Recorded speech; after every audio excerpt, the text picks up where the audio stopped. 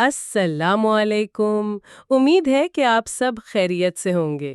اللہ تعالیٰ آپ سب کو ہمیشہ انرجیٹک اور مسکراتا رکھے، آمین۔ آج ہم کلندر بابا اولیاء رحمۃ اللہ علیہ کی مشہور کتاب لوح و قلم کے پیجز 206 سے 209 تک تفصیلی ڈسکشن کریں گے، مگر سب سے پہلے ایک بات اباؤٹ لوح و قلم بک جو کہ ہم ہر ایپیسوڈ سے پہلے بتائیں گے ہر دفعہ، تاکہ اس کی امپورٹنس آپ کے ذہن نشین ہو جائے، اور وہ یہ ہے کہ حضور کلندر بابا اولیاء نے علم سینا کو ایز اے سائنس ایک مربوط اور منظم انداز میں اپنی کتاب لوح و قلم میں پیش کیا ہے۔ یعنی کہ وہ باتیں جو کلندر بابا اولیاء کے دور تک یا ان کی حیات تک ایز اے علم سینا ڈسپلنری سکسیشن میں ایک مرشد سے مرید کو منتقل ہوتی تھیں، تو ان سب باتوں کو یا اس علم سینا کو کلندر بابا اولیاء نے ایز پر دی آرڈر حکم آف لاسٹ پروفٹ محمد رسول اللہ صلی اللہ علیہ وآلہ وسلم، کلندر بابا اولیاء کو یہ حکم وصورت نسبت اوائسیہ ملا، ایک بہت سائنٹیفک طریقے سے سائنس بنا کر روحانیت کو ایک اسپرچول سائنس بنا دیا۔ اب یہ علم سینا کو ہم ایز اے اسپرچول سائنس کی صورت میں پڑھ سکتے ہیں، جو کہ لوح و قلم کی کتاب کی صورت میں موجود ہے۔ اب جس کا دل کرے تو وہ اس کو پڑھے، اس کو آزمائے، ٹیسٹ کرے اور اپنی صلاحیتوں کو ڈیولپ کرے، اور اللہ نے جس مقصد کے لیے اسے تخلیق کیا اس مقصد کو اچیو کر لے۔ اور ساتھ میں یہ بھی نوٹ کروا دیں آپ سب کو کہ جو ابھی اس پوڈ کاسٹ کو سننے بیٹھا ہے، شاید اس کو ذرا ڈیفیکلٹ لگے، تو نیو آنے والوں اس لوح و قلم کے پوڈ کاسٹ کو شروع سے سنیں by reaching its playlist. Discussion شروع کرنے سے پہلے ہم صرف ان ٹاپکس کے نام بتائیں گے جو آج کے سیشن میں کور ہوں گے۔ پہلا، غیر متغیر نور، واجب الوجود اور تجلی ذات کا مفہوم۔ دوسرا، شعور کے 4 درجات کے نئے نام اور ان کے حواس۔ تیسرا، عالم ناسود، عالم رویا اور عالم برزخ میں حواس کا غلبہ۔ چوتھا، یوم القیامہ کا حقیقی مطلب، روح کے حواس کا قیام۔ پانچواں، حواس کے 2 کردار، علیین اور سجین، اور کتاب مرقوم کا راز۔ چھٹا، شعور کا سفر، غیر متغیر سے سطحی کردار تک۔ ساتواں، انسانی شعور میں خلا اور ضمیر اور شریعت کا کردار۔ اور آٹھواں، نوع انسانی کی بقا کا واحد راستہ، توحیدی نقطہ فکر۔ تو چلیے شروع کرتے ہیں۔ صفحہ 206 پر کلندر بابا اولیاء رحمۃ اللہ علیہ وجود کی بنیاد پر ایک ایسی گفتگو کرتے ہیں جو ذہن کو جھنجھوڑ دیتی ہے۔ وہ ایک تصور پیش کرتے ہیں جسے وہ غیر متغیر نور کہتے ہیں، اور بہت گہری اصطلاحات استعمال کرتے ہیں: واجب الوجود، صفات الہیہ، تجلی ذات یا لامکان۔ یہ تو جسے چند لفظوں میں پوری کائنات کا فلسفہ بیان کر دیا گیا ہو۔ بالکل، اور یہ سمجھنا بہت ضروری ہے۔ دیکھیے، یہ 4 اصطلاحات جو ہیں یہ وجود کی پوری عمارت کے 4 ستون ہیں، 4 پلرز ہیں۔ ایک ایک کر کے ان کو دیکھتے ہیں۔ ضرور۔ سب سے پہلے واجب الوجود۔ یہ سننے میں کافی بھاری لفظ لگتا ہے، اس کا کیا مطلب ہوا؟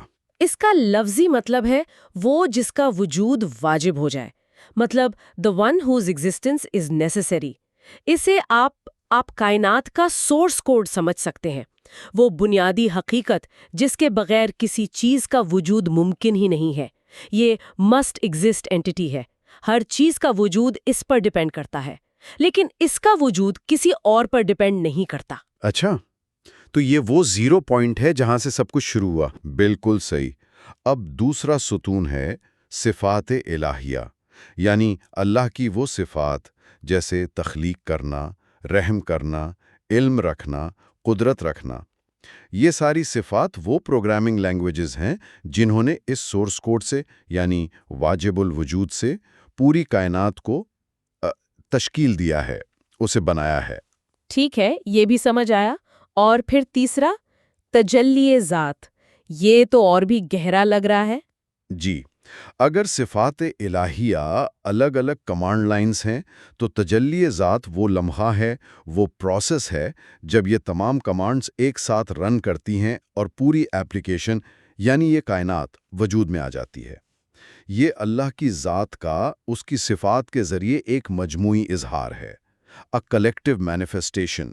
واہ، تو یہ وہ بگ بینگ کا روحانی لمحہ ہوا ایک طرح سے۔ آپ کہہ سکتے ہیں، لیکن یہ صرف ایک لمحہ نہیں، یہ ہر لمحہ جاری ہے۔ اور پھر آخر میں ہے لا مکان، یعنی وہ جو جگہ اور وقت سے آزاد ہے۔ دیکھیے، ہماری یہ دنیا ہر چیز کسی نہ کسی مکان یعنی اسپیس کے اندر ہے، لیکن یہ نور وہ مکان خود ہے۔ یہ اسپیس ٹائم کو کنٹین کرتا ہے، اسے کسی کنٹینر کی ضرورت نہیں۔ زبردست!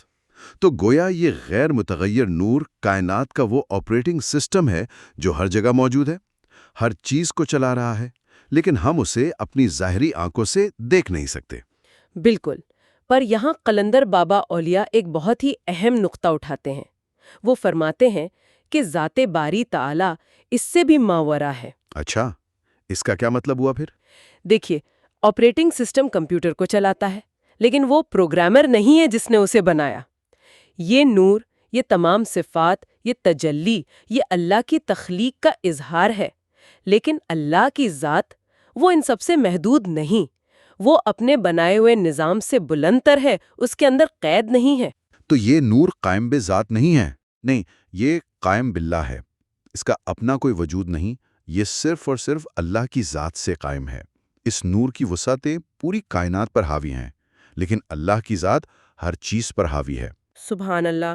تو سوال یہ اٹھتا ہے کہ اگر ہمارا سورس، ہماری اصل، وہ لامحدود غیر متغیر نور ہے، تو پھر ہم اس دنیا میں اتنا بدلاؤ، اتنی کمی اور اتنی محدودیت کیوں محسوس کرتے ہیں؟ بہترین سوال، اور آپ نے بالکل صحیح نقطہ جوڑا ہے۔ یہی اصل سوال ہے، اور اس کا جواب ہمیں شعور کے ان 4 درجوں میں ملتا ہے جن کا ذکر قلندر بابا اولیاء رحمۃ اللہ علیہ آگے کرتے ہیں۔ جی، انہوں نے ان درجات کو نئے نام دیے ہیں، نسمہ مرکب، نسمہ مفرد۔ جی، نسمہ مرکب، نسمہ مفرد، نور متغیر اور نور غیر متغیر۔ آپ انہیں شعور کے 4 آپریٹنگ سسٹم سمجھ سکتے ہیں۔ تو ہم ابھی کون سے والے میں کام کر رہے ہیں؟ ہم ابھی ورژن 1.0 میں کام کر رہے ہیں، جو ہے نسمہ مرکب، جسے عالم ناسوت بھی کہتے ہیں، یعنی یہ ہماری جاگتی ہوئی دنیا۔ اور اس ورژن کے فیچرز، اس کے ٹولز بہت لمیٹڈ ہیں۔ ہمارے پاس صرف 5 ظاہری حواس ہیں، جنہیں کتاب میں رویت کے حواس کہا گیا ہے: دیکھنا، سننا، چکھنا، یہ سب۔ اچھا، اور باقی ورژنز، خاص طور پر نیند کی حالت جسے عالم رویا کہا گیا ہے، اس میں کیا ہوتا ہے؟ بہت اچھا سوال۔ نیند میں ہم اصل میں ورژن 2.0 کا ایک قسم کا ڈیمو دیکھتے ہیں۔ جب ہم سو جاتے ہیں تو ہماری توجہ اس ظاہری دنیا یعنی رویت سے ہٹ جاتی ہے اور خواب کی دنیا یعنی رویا پر چلی جاتی ہے۔ تو اس وقت ہمارے حواس بھی بدل جاتے ہیں؟ بالکل، اس وقت رویا کے حواس غالب آ جاتے ہیں۔ ہم خواب میں دیکھتے ہیں، سنتے ہیں، محسوس کرتے ہیں، بھاگتے ہیں، لیکن جسم کے بغیر۔ جسم تو بستر پر پڑا ہوتا ہے۔ قلندر بابا اولیاء یہ بتاتے ہیں کہ اس دنیا میں آنے سے پہلے ہم مستقل طور پر اسی ورژن 2.0 میں تھے۔ اور موت کے بعد یعنی برزخ میں کیا ہوگا؟ عالم برزخ میں؟ موت کے بعد یا عالم برزخ میں ہم ورژن 2.0 میں مستقل طور پر اپ گریڈ ہو جائیں گے۔ رویت کے حواس، یہ دنیاوی سینسز بند ہو جائیں گے اور رویا کے حواس ہمیشہ کے لیے غالب آ جائیں گے۔ ایک منٹ، تو کیا اس کا مطلب یہ ہے کہ مرنے کے بعد کی زندگی وہ ایک خواب جیسی ہوگی؟ یہ تو عام تصور سے بہت ہی الگ بات ہے۔ جی، الگ ہے، اور یہی تو اس زندگی کا مقصد واضح کرتی ہے۔ یہ زندگی ایک ٹریننگ گراؤنڈ ہے۔ مطلب اس زندگی کا مقصد ایک طرح سے سافٹ ویئر اپڈیٹ کرنا ہے۔ ہم گویا بیٹا ٹیسٹرز ہیں جو اس لمیٹڈ ورژن 1.0 میں رہتے ہوئے ورژن 2.0 یعنی رویا کو آزما رہے ہیں تاکہ فائنل ورژن کے لیے تیار ہو سکیں۔ بہترین، آپ نے بالکل صحیح سمجھا، یہی مقصد ہے۔ زندگی کا مقصد ہی یہ ہے کہ ہم رویت کے حواس کے غلبے میں رہتے ہوئے رویا کے حواس سے واقفیت حاصل کر لیں، انہیں استعمال کرنا سیکھ لیں، تاکہ جب اپ گریڈ کا وقت آئے تو ہم اس نئے سسٹم کے لیے بالکل انجان نہ ہوں۔ اچھا، یہاں پر ایک ایسی بات آتی ہے جو شاید سب کی سوچ بدل دے۔ قلندر بابا اولیاء رحمۃ اللہ علیہ فرماتے ہیں کہ شعبہ روح کے حواس، جو شعور کا سب سے اعلیٰ درجہ ہے، وہ اس دنیا یعنی ناسوت اور برزخ دونوں میں مغلوب رہتے ہیں، دبے ہوئے رہتے ہیں۔ جی، لیکن قیامت کے دن یہی حواس باقی سب کو اوور رائٹ کر کے مستقلاً غالب آ جائیں گے، جی ہاں۔ اور یہی یوم القیامہ کا انقلابی مفہوم ہے۔ ارے، یہ تو بالکل ہی الگ تصور ہے۔ ہم ہمیشہ قیامت کو تباہی اور فنا سے جوڑتے ہیں، لیکن یہاں یہ کہا جا رہا ہے کہ یہ اصل میں انسانی شعور کا اگلا ایوولوشن ہے، ایک اسپرچول اپ گریڈ۔ یہ تو پوری سوچ ہی بدل دیتا ہے۔ بالکل، اور یہی اس کتاب کا کمال ہے۔ کلندر بابا اولیاء اس لفظ کے لغوی معنوں پر زور دیتے ہیں۔ یوم القیامہ کا مطلب ہے قیام ہونے کا دن یا قائم ہونے کا دن، the day of standing up۔ تو سوال یہ ہے کہ کس چیز کا قیام؟ نکتہ ہے، جواب ہے روح کے حواس کا قائم کر دیا جانا۔ یہ شعور کا وہ فائنل ورژن ہے جس کے بعد کوئی اور اپ گریڈ نہیں۔ اس دن تباہی ظاہری نظام کے لیے ہوگی، لیکن انسانی شعور کے لیے یہ ترقی کا آخری اور عظیم ترین دن ہوگا۔ تو پھر اس اپ گریڈ کی تیاری کیسے ہوتی ہے؟ ہم رویت کے ان محدود حواس سے روح کے لامحدود حواس تک کا سفر کیسے طے کرتے ہیں؟ اس سفر کو سمجھنے کے لیے پہلے رویت کے حواس کی سب سے بڑی حد، سب سے بڑی لمیٹیشن کو سمجھنا ضروری ہے۔ قلندر بابا اولیاء بتاتے ہیں کہ ان کی سب سے بڑی خصوصیت یہ ہے کہ یہ فرد کے اندر قید رہتے ہیں۔ اچھا، مطلب میں اپنے حواس سے آپ کے احوال نہیں جان سکتی؟ بالکل، میں نہیں جان سکتا کہ آپ کیا سوچ رہی ہیں، کیا محسوس کر رہی ہیں۔ اسی لیے جب کچھ لوگ ماورائی صلاحیتیں دکھاتے ہیں، جیسے ٹیلیپیتھی یا کلیئروائنس، تو وہ دراصل اپنے رویت کے حواس کو مغلوب کر کے لویا کے حواس کو بیداری میں استعمال کر رہے ہوتے ہیں۔ اور اسی سلسلے میں قرآن پاک کے حوالے سے الین اور سجین کا بھی ذکر ہے، یہ کیا ہیں؟ جی، یہ حواس کے دو بنیادی موڈز آف آپریشن ہیں۔ آپ انہیں ہائی سپیڈ اور لو سپیڈ کانشسنس کہہ سکتے ہیں۔ الین، یہ لفظ اعلیٰ سے ہے، یہ اعلیٰ کردار ہے جس کی رفتار اور رسائی لامحدود ہے، گویا فائبر آپٹک انٹرنیٹ۔ اور سجن؟ سجن اسفل، یعنی نچلا کردار ہے، جس کی رفتار اور رسائی بہت کم ہے، جیسے ڈائل اپ کنیکشن، جہاں ہر چیز رکی ہوئی، قید محسوس ہوتی ہے۔ سجن لفظ سجن سے ہے، جس کا مطلب ہی قید خانہ ہے۔ تو یہ ہمارے حواس کی دو حالتیں ہیں، ایک آزاد اور ایک قید، اور اس سب کا، ہمارے ہر عمل کا، ہمارے حواس کے ہر استعمال کا ریکارڈ رکھا جا رہا ہے۔ کلندر بابا اولیاء کہتے ہیں کہ اللہ تعالیٰ نے اسے کتاب مرقوم کہا ہے۔ جی، اور یہ کوئی باہر رکھی ہوئی کتاب نہیں، یہ ہمارے اندر موجود ہے۔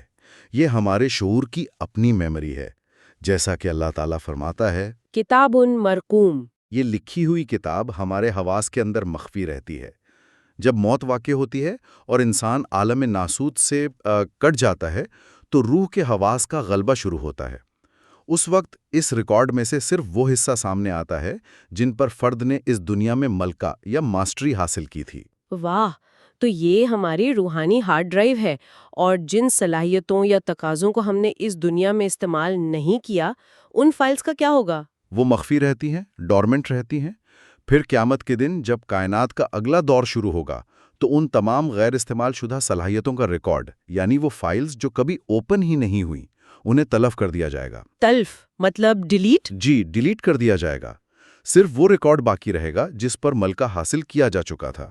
گویا اگر کسی نے دیکھنے کی روحانی صلاحیت کو ڈیولپ نہیں کیا تو وہ وہاں بھی دیکھنے سے محروم ہو سکتا ہے۔ یہ ایک بہت گمبھیر نتیجہ ہے۔ یہ شعور کے سفر والی بات بھی بہت دلچسپ ہے کہ یہ گہرائی سے سطح پر آتا ہے، گویا کہ یہ ایک الٹا سفر ہے۔ بالکل، بالکل۔ اسے آپ ایک آبشار، ایک واٹر فال کی طرح سمجھ سکتے ہیں۔ شعور اپنی اصل میں ایک وسیع اور پرسکون جھیل، یعنی غیر متغیر نور کی طرح ہے۔ یہ پہلا درجہ ہوا۔ جی، وہاں سے اس کا سفر شروع ہوتا ہے۔ دوسرے درجے پر یہ ایک طاقتور، تیز رفتار دریا، حقیقت واردہ بنتا ہے، جس کی رفتار خیال سے کروڑوں گنا زیادہ ہے۔ اور تیسرا درجہ؟ تیسرے درجے پر یہ دریا آبشار کی صورت اختیار کرتا ہے۔ رفتار کچھ کم ہوتی ہے، لیکن پھر بھی روشنی سے لاکھوں گنا تیز۔ اور آخر میں یہ پانی چوتھے درجے پر، یعنی عالم ناست میں، ایک چھوٹی سی سست رفتار ندی کی صورت میں بہتا ہے۔ یہ ہمارا سطحی سپرفیشل شعور ہے۔ تو ہم اس سمندر کا حصہ ہیں جو ایک چھوٹی سی ندی میں قید ہو گیا ہے، اور پوری زندگی اس ندی سے واپس سمندر تک پہنچنے کی کوشش ہے۔ کیا خوب کہا آپ نے، بالکل یہی بات ہے۔ یہ جو خلاں یا گیپس والی بات کتاب میں ہے، اسے تھوڑا اور واضح کریں گے؟ جی، دیکھیے، اس چوتھے شعور کی بنیادی خامی یہ ہے کہ یہ فطرتاً جمال یعنی خوبصورتی کی طرف کھنچتا تو ہے لیکن اسے سمجھتا نہیں۔ یہ خوبصورتی کو ظاہری چیزوں میں ڈھونڈتا رہتا ہے، کبھی پیسے میں، کبھی شہرت میں، کبھی رشتوں میں، اور اسے کبھی مکمل تسلی نہیں ہوتی۔ کبھی نہیں ہوتی۔ اور اسی وجہ سے اس کے اندر مسلسل خلا یا گیپس رہتے ہیں، ایک خواہش پوری ہوتی ہے تو 10 نئی پیدا ہو جاتی ہیں۔ لیکن اللہ تعالیٰ نے ان خلاؤں کو پور کرنے کے لیے 2 نظام بنائے۔ اچھا، وہ 2 نظام کیا ہے؟ پہلا اندرونی نظام ہے ضمیر یا کانشیس۔ یہ ہمارا انٹرنل جی پی ایس ہے۔ ضمیر دراصل ہمارے اندر بلند شعور کے وہ تقاضے ہیں جو ہمیں مسلسل صحیح راستے کی طرف، اس سمندر کی طرف متوجہ کرتے رہتے ہیں۔ اور دوسرا؟ دوسرا بیرونی نظام ہے شریعت۔ اگر ضمیر جی پی ایس ہے تو شریعت وہ میپ ہے جو کریٹر نے خود انبیاء کے ذریعے بھیجا ہے تاکہ ہم ان خلاؤں کو ایک منظم طریقے سے پر کر سکیں اور اپنی منزل تک پہنچ جائیں۔ تو اس پورے سفر کا، ان سب خلاؤں کو پر کرنے کا اور اس سمندر تک واپس پہنچنے کی منزل کیا ہے؟ آخری ڈیسٹینیشن؟ قلندر بابا اولیاء رحمۃ اللہ علیہ فرماتے ہیں کہ نوع انسانی کے لیے جمال کی انتہا صرف ایک ہو سکتی ہے، توحید باری تعالیٰ۔ توحید؟ جی، یعنی اس حقیقت کا ادراک کہ ہر خوبصورتی کا منبع اور ہر وجود کی بنیاد صرف ایک ہی ذات ہے۔ انبیاء کرام پر یہ حقیقت وحی کے ذریعے منکشف ہوتی ہے۔ اور جو لوگ اس میپ کو استعمال نہیں کرتے، وہ اپنی یادداشت یا قیاس سے راستہ تلاش کرتے ہیں اور نتیجتاً غیر توحیدی نظریات کے الگ الگ راستوں پر بھٹک جاتے ہیں۔ کوئی مٹیریلزم میں جمال ڈھونڈتا ہے، کوئی نیشنلزم میں، کوئی کسی اور ازم میں۔ یہی وجہ ہے کہ انسانی بنائے ہوئے نظام ہمیشہ آپس میں ٹکراتے رہتے ہیں۔ جی، کیونکہ قیاس پر مبنی کوئی بھی نظریہ پوری انسانیت کو ایک نقطے پر جمع نہیں کر سکتا۔ ہر گروہ کا اپنا خدا، اپنا جمال ہوتا ہے۔ اسی لیے قلندر بابا اولیاء ایک فیصلہ کن بات کہتے ہیں کہ توحیدی نقطۂ فکر کے علاوہ نوع انسانی کو ایک ہی طرز فکر پر مجتمع کرنے کا کوئی اور طریقہ نہیں ہے۔ انہوں نے یہ بھی فرمایا کہ انسانی بنائے ہوئے سارے نظام، جی، انہوں نے فرمایا کہ انسانیت کے بنائے ہوئے تمام نظام حکمت یا تو مٹ گئے ہیں یا فنا کے راستے پر سفر کر رہے ہیں، چاہے وہ کتنے ہی نئے لباس کیوں نہ پہن لیں۔ لیکن یہاں قلندر بابا اولیاء رحمت اللہ علیہ مستقبل کے بارے میں ایک وارننگ، ایک پیشگوئی بھی کر رہے ہیں کہ آج کی نسلیں گزرتی نسلوں سے زیادہ مایوس ہیں اور آنے والی نسلیں اور بھی زیادہ مایوس ہونے پر مجبور ہوں گی۔ جی، اور وہ فرماتے ہیں کہ اسی شدید مایوسی کے نتیجے میں انسانیت کو کسی نہ کسی وقت نقطۂ توحید کی طرف لوٹنا ہی پڑے گا۔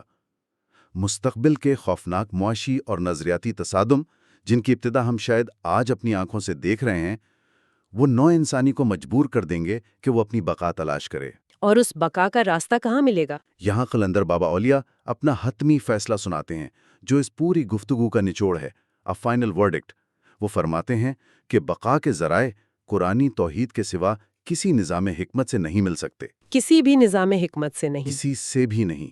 یہ صرف ایک مذہبی عقیدہ نہیں بلکہ شعور کے اس پورے سفر کا آخری منطقی نتیجہ ہے کہ اگر انسانیت کو باقی رہنا ہے ٹو سروائیو، تو اسے اس میپ کی طرف آنا ہوگا جو اس کے کریٹر نے دیا ہے۔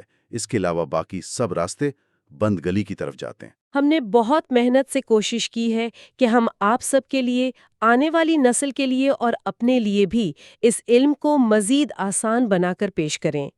اب آپ پر ذمہ داری ہے کہ اسے کم از کم 2 یا 3 مرتبہ سنیں، پھر یہی پیجز خود پڑھیں، اور اگر پھر بھی کوئی بات سمجھ نہ آئے تو دوبارہ سنیں، سوال کریں اور اپنا تعلق اللہ سے مضبوط کریں۔ چینل میلوڈی آف ڈیوائن کو سبسکرائب کریں، ویڈیو کو لائک کریں اور کمنٹس میں بتائیں کہ آج کے ڈسکشن سے آپ نے کیا سیکھا۔ اور ریکویسٹ یہ ہے 1 دفعہ سورہ فاتحہ اور 3 دفعہ سورہ اخلاص پڑھ کے ڈاکٹر مقصود عظیمی رحمت اللہ علیہ کو پہنچا دیں، جن کا تعاون اس تمام ویڈیو بنانے میں رہا اور رہے گا۔ اللہ حافظ۔